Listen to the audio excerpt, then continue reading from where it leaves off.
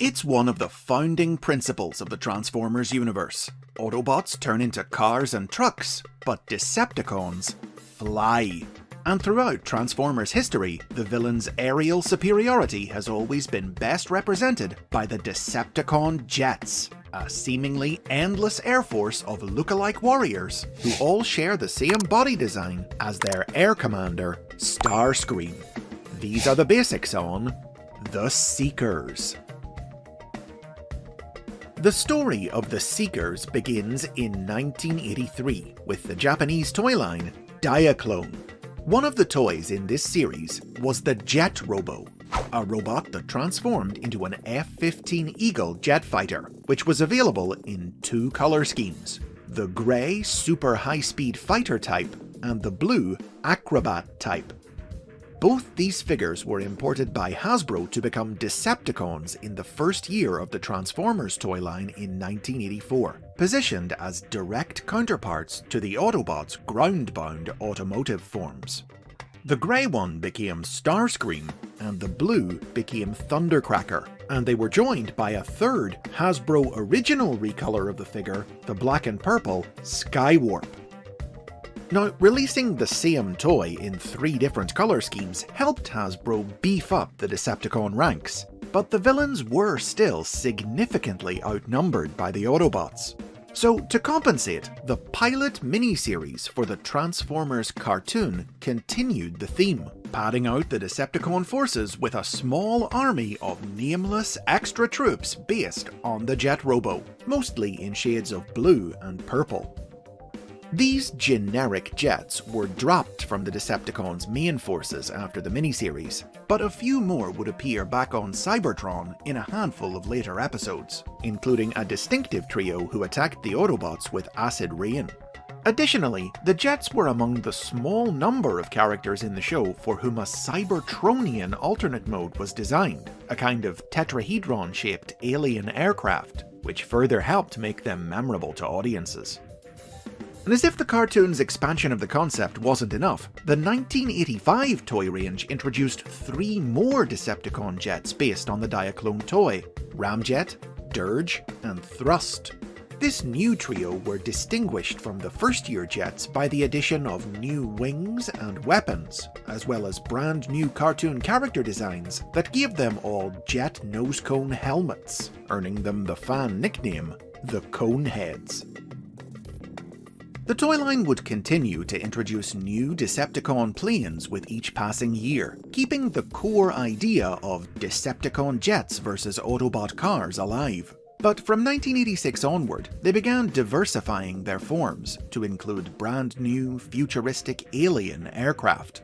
Still, between the 6 original toys and all the extras seen in the cartoon, none went down in history as being more popular or successful than the classic Jet Robo-inspired bots, leading to a few new toys, including Action Master figures of Starscream and Thundercracker, and recolors of Starscream and Ramjet's original toys in 1993's Generation 2. There were even plans to recolor this pair again to create 2 new characters for this series, Blackout and Sandstorm, but these toys were cancelled, and the whole concept wouldn't be revisited for nearly a decade. The idea of Decepticon jets that look alike was eventually revived by 2002's Transformers Armada, and from there it's gone from strength to strength, becoming a staple of the franchise in the 21st century, revisited in almost every major new series of the last 2 decades. The jet's precise design has varied greatly over the years, but whenever a new toy of one of them is released, whatever it looks like, it's a good bet that at some point, somewhere in the world, it'll be recolored to create more of them. No other Transformers toys are as widely and as regularly recolored into as many different characters as theirs. And it's not just the original 6 toy characters either. In addition to those classic bots, new series have both created their own brand new Decepticon jets, and also gone back to flesh out the generic characters seen in the original cartoon, giving them names and personalities, resulting in many significant additions to the Jets' ranks, including Sunstorm, Slipstream, Acid Storm, Nova Storm, and many more. Plus, new generic jets continue to appear, filling out the Decepticon ranks in comics, cartoons, movies. They make especially good hordes of nameless identical enemies in video games. The history of the group's name, on the other hand, isn't quite as straightforward. When online fandom began to come together in the 1990s, fans took to calling the Jets the Seekers, a name that emphasized their role as the Decepticons' airborne hunter-killers. But the funny thing was, nobody could explain where this name came from. It was never used in either the cartoon or the Marvel comic book, and the catalogues that came with the toys identified them only as the Decepticon planes. European sources, meanwhile, gave them names like Strike Planes and Sky Raiders, while in Japan they were called Jetrons. So for a long time, it was thought that Seeker was just something fans had made up, until it was eventually discovered in the early 2000s that it did have official origins.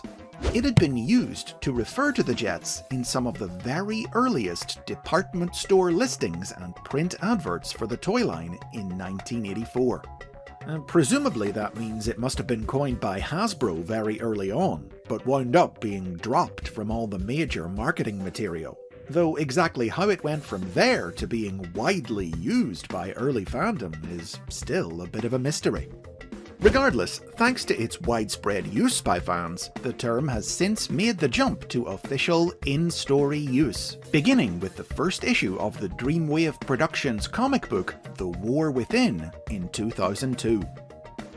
That said, media outside of comics was slower to adopt the term, and confusingly would at times even use it to refer to other groups and characters.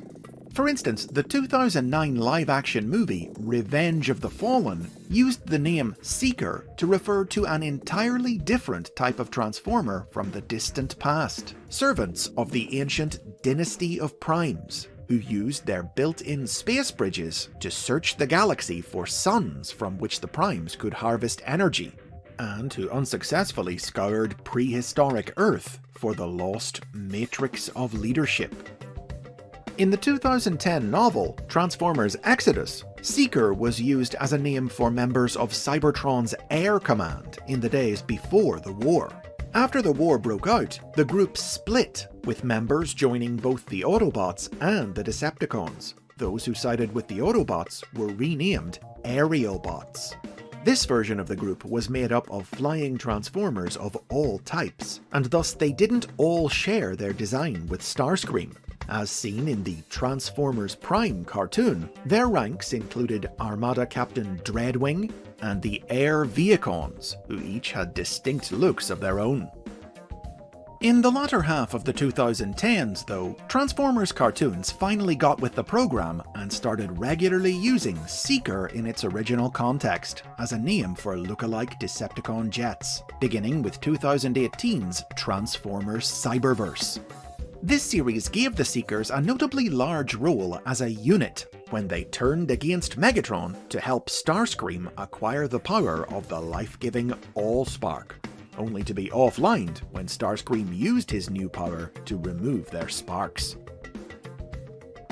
Now, Transformers who share body designs are perfectly common, with countless instances across the franchise's history that have no special meaning or story behind them.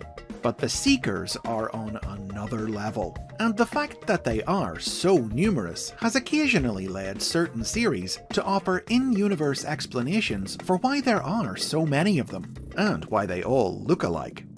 For example, in Dreamwave Productions comics, the huge numbers of generic Seekers beyond the original 6 were explained to be mass-produced drones created for Megatron by the alien Quintessons. In 2007's Transformers Animated, the Jets' resemblance to Starscream was justified by having them all be depicted as clones of him, each one representing a different aspect of his personality. IDW Publishing's comic books introduced the idea that it was a custom among the Seekers to have their bodies rebuilt to match their commander. Though, amusingly, in later years, it would be revealed that this custom had actually been begun by Starscream when he tricked Thundercracker and Skywarp into doing it, so he could use them as body doubles to throw off the police when he was on the run for scamming money out of Cybertron's taxpayers. From their instantly recognizable design to the many classic characters counted among their ranks, the Decepticon jets are one of the most iconic parts of Transformers history. And while the Autobots might be kings of the road, thanks to the Seekers, the Decepticons will always be rulers of the sky. And those are the basics on the Seekers. Let me know your favourite Seeker design in the comments, or which one of them is your favourite. As ever, if you've enjoyed this video, remember to like, subscribe, and if you can, support the show on Patreon as we continue the countdown to episode number 200.